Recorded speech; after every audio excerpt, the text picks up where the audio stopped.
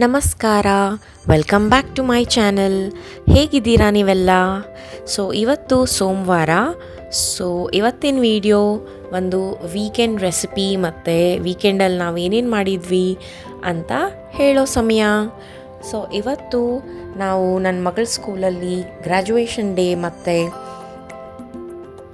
Annual day ಇತ್ತು. ಹಾಗಾಗಿ breakfast lunch ಎರಡನ್ನೂ ಮಿಕ್ಸ್ ಮಾಡಿ ಒಂದು ಬ್ರಂಚ್ ಮಾಡೋಣ ಅಂತ ಹೇಳಿ ಇಲ್ಲಿ ರೆಡಿ ಮಾಡ್ಕೋತಾ ಇದ್ದೀನಿ. ಗೆಸ್ ಮಾಡಿ ಇವತ್ತು ನಾನು ಏನು ಮಾಡ್ತಾ ಇದ್ದೀನಿ ಅಂತ? ಪಾವ್ ಭಾಜಿ. ಎಲ್ಲರಿಗೂ ಇಷ್ಟ ಪಾವ್ ಭಾಜಿ, ನನ್ನ ಮಗಳಿಗಂತೂ ತುಂಬಾ ಇಷ್ಟ. ನಮ್ಮ ಹತ್ರ ಏನೇನು ತರಕಾರಿ ಇದೆ ಅದನ್ನೆಲ್ಲ ರಫ್ಲಿ ಚಾಪ್ ಮಾಡ್ಕೋತಾ ಇದ್ದೀನಿ ಇಲ್ಲಿ. ನಿಮ್ಮ ಹತ್ರ ಏನೇನಿದೆ ಮನೆಯಲ್ಲಿ ತರಕಾರಿ ಅದನ್ನೆಲ್ಲ ಬಳಸಬಹುದಿಲ್ಲಿ. ನಾನಿಲ್ಲಿ ಆನಿಯನ್, ಆಲೂಗಡ್ಡೆ, ಕ್ಯಾರೆಟ್, ಬೀಟ್ರೂಟ್ನ ತೊಗೊಂಡಿದ್ದೀನಿ. ಇದನ್ನೆಲ್ಲ ರಫ್ಲಿ ಚಾಪ್ ಮಾಡಿಕೊಂಡು ಕುಕ್ಕರಲ್ಲಿ ಬೇಯಿಸ್ಕೋಬೇಕು ಫಸ್ಟ್. ಆಮೇಲೆ ಒಗ್ಗರಣೆ ಎಲ್ಲ ಹಾಕ್ಕೊಂಡು ರೆಡಿ ಮಾಡ್ಕೋಬೇಕು. ಹೇಗೆ ಮಾಡ್ತೀನಿ ಅಂತ ನೋಡಿ ಬನ್ನಿ.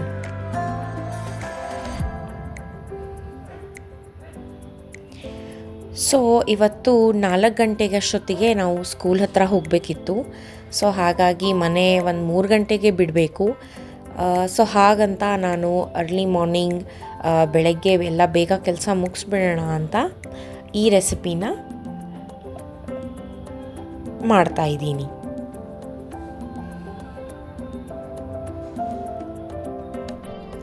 ಇಲ್ಲಿ ನಾನು ಬೀಟ್ರೂಟ್ನ ಬಳಸ್ತಾ ಇರೋ ವಿಶೇಷತೆ ಏನು ಅಂದರೆ, ಪಾವ್ ಭಾಜಿ ಕಲರು ತುಂಬಾ ಚೆನ್ನಾಗಿ ಬರುತ್ತೆ.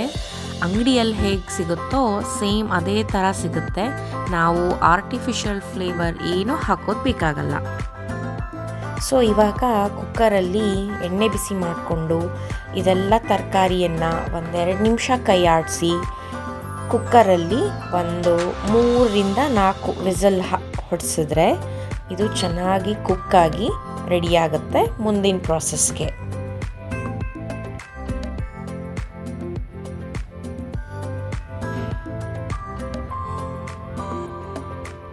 ಕೈ ಆಡ್ತಾ ಸ್ವಲ್ಪ ಇಲ್ಲೇ ನಾನು ಪಾವ್ ಭಾಜಿ ಮಸಾಲ ಕೂಡ ಹಾಕ್ಕೊಂಡಿದ್ದೀನಿ. ಹಾಗೆ ಸ್ವಲ್ಪ ಉಪ್ಪನ್ನು ಸೇರಿಸ್ಕೊಂಡಿದ್ದೀನಿ. ನಾನಿಲ್ಲಿ ಬೆಣ್ಣೆ ಹಾಕೋದು ಮರೆತುಬಿಟ್ಟೆ. ನೀವು ಖಂಡಿತ ಬೆಣ್ಣೆಯನ್ನು ಹಾಕ್ಕೊಳ್ಳಿ. ಬೆಣ್ಣೆಯಲ್ಲೇ ತರಕಾರಿನ ನಾನು ಹುರ್ಕೋತಾ ಇದ್ದೀನಿ ಇಲ್ಲಿ. ಡೋಂಟ್ ವರಿ, ನಾನು ಮುಂದೇನು ಏನಂತಾರೆ ಬೆಣ್ಣೆಯಲ್ಲೇ ಮಾಡ್ತೀನಿ. ಪಾವ್ ಭಾಜಿ ವಿತೌಟ್ ಬೆಣ್ಣೆನ ಅಂತ ಅಂದ್ಕೋಬೇಡಿ. ಮುಂದೆ ನಾನು ಖಂಡಿತ ಬೆಣ್ಣೆನ ಯೂಸ್ ಮಾಡಿದ್ದೀನಿ.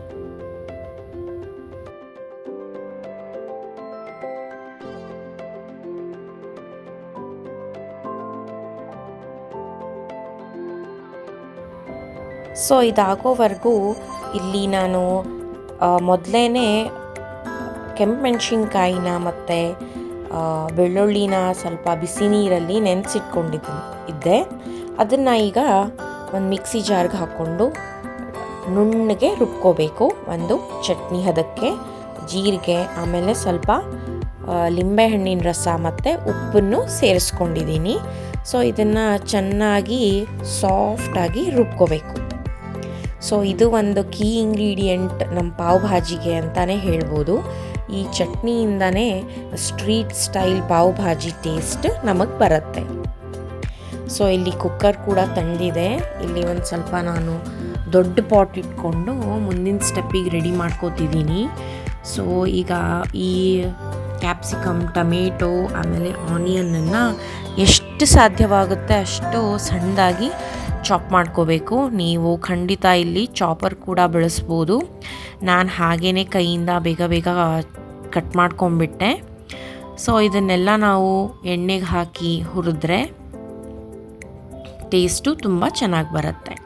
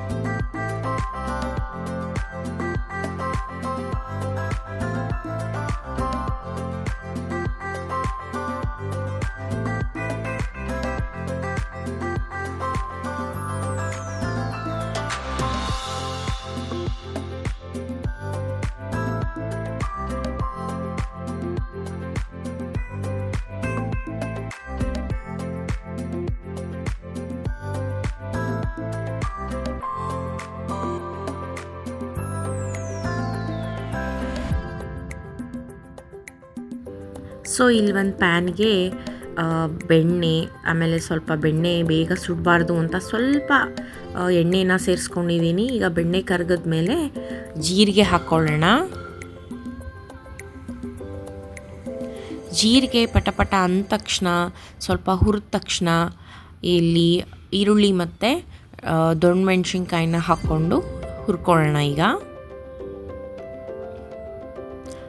ಇಲ್ಲಿ ಈ ಹುರಿಯೋ ಸ್ಟೆಪ್ ಏನಿದೆಯಲ್ಲ ಅದು ತುಂಬ ಇಂಪಾರ್ಟೆಂಟ್ ಅಂತ ಹೇಳ್ಬೋದು.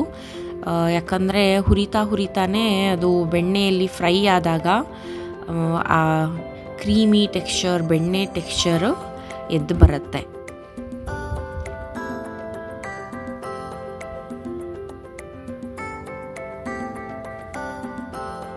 ಸೊ ಇದಾಗೋವರೆಗೂ ಇಲ್ಲಿ ಕುಕ್ಕರು ತಣ್ಣದು, ಆಲೂಗಡ್ಡೆ ಆಮೇಲೆ ತರಕಾರಿ ಎಲ್ಲ ಬೇಯಿಸ್ಕೊಂಡಿದ್ವಲ್ಲ ಅದು ಚೆನ್ನಾಗಿ ಕುಕ್ಕಾಗಿದೆ. ಇಲ್ಲಿ ಇದಕ್ಕೆ ನಾನು ಟೊಮೆಟೊ ಕೂಡ ಹಾಕ್ಕೊಂಡು ಚೆನ್ನಾಗಿ ಹುರ್ಕೊಳ್ಳೋಣ.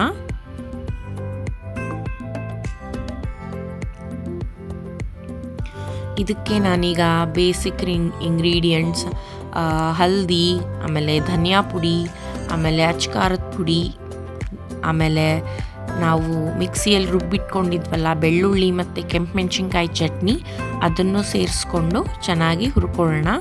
ಆಮೇಲೆ ನಾವು ಇಲ್ಲೇ ಸ್ವಲ್ಪ ಇನ್ನೊಂದು 1-2 ಸ್ಪೂನಷ್ಟು ಪಾವ್ ಭಾಜಿ ಮಸಾಲ ಕೂಡ ಆ್ಯಡ್ ಮಾಡ್ಕೋಬೇಕು. ನಾನು ಮರ್ತೋದೆ ಆ್ಯಡ್ ಮಾಡೋಕ್ಕೆ, ನೀವು ಖಂಡಿತ ಇಲ್ಲಿ ಆ್ಯಡ್ ಮಾಡಿ. ಆಮೇಲೆ ಇಲ್ಲಿ ಕುಕ್ಕರದ್ದೆಲ್ಲ ನೀರು ಸಮೇತನೇ ಪ್ಯಾನಿಗೆ ಹಾಕ್ಕೊಂಡು ನಿಧಾನವಾಗಿ ಮ್ಯಾಶ್ ಮಾಡ್ತಾ ಇದನ್ನು ನಾವು ಕುಕ್ ಮಾಡ್ಕೋಬೇಕು.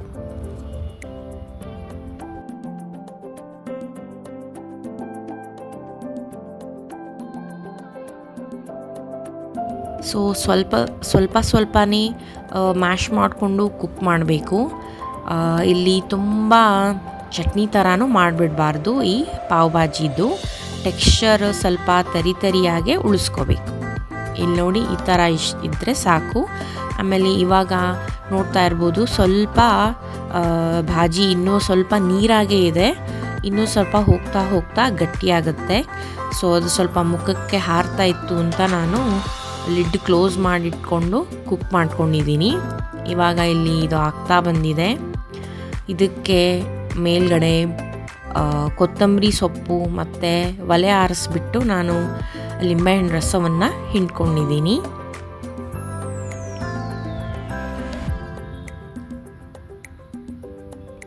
ಇದು ಇಟ್ಟಂಗೆಲ್ಲ ಸ್ವಲ್ಪ ಗಟ್ಟಿ ಆಗ್ತಾನೆ ಹೋಗುತ್ತೆ. ಸೊ ಹಾಗಾಗಿ ಇಷ್ಟು ಕನ್ಸಿಸ್ಟೆನ್ಸಿ ಇದ್ದರೆ ಸಾಕು.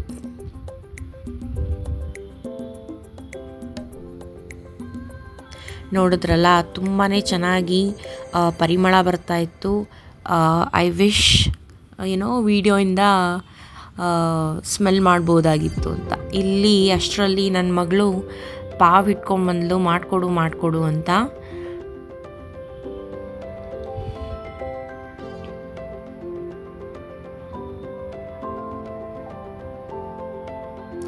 ಸೊ ಅವಳಿಗೆ ಸಿಂಪಲ್ಲಾಗಿ ಬೆಣ್ಣೆ ಎಲ್ಲ ಹಚ್ಚಿಬಿಟ್ಟು ಅವಳು ಸಪ್ಪಂದೆ ಮಾಡಿಸ್ಕೊಂಡು ತೊಗೊಂಡು ಹೋದ್ಲು. ಇವಾಗ ಇಲ್ಲಿ ನಾನು ಹಸ್ಬೆಂಡ್ಗೆ ಬೆಣ್ಣೆ, ಆಮೇಲೆ ಬೆಳ್ಳುಳ್ಳಿ ಖಾರದ ಚಟ್ನಿ, ಆಮೇಲೆ ಕೊತ್ತಂಬರಿ ಸೊಪ್ಪನ್ನೆಲ್ಲ ಹಾಕಿ ಪಾವ್ ಬಿಸಿ ಮಾಡ್ತಿದ್ದೀನಿ.